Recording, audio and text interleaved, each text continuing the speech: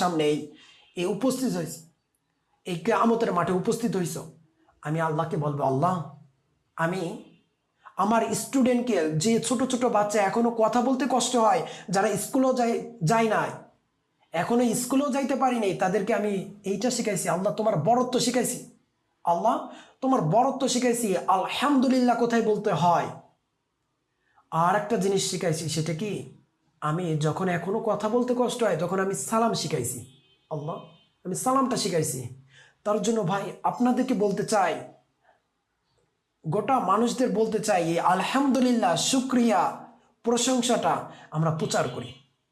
আমরা কি সব ক্ষেত্রে যেন ভালোর জায়গা আলহামদুলিল্লাহ বলি, ভালোর জায়গা আলহামদুলিল্লাহ বলি।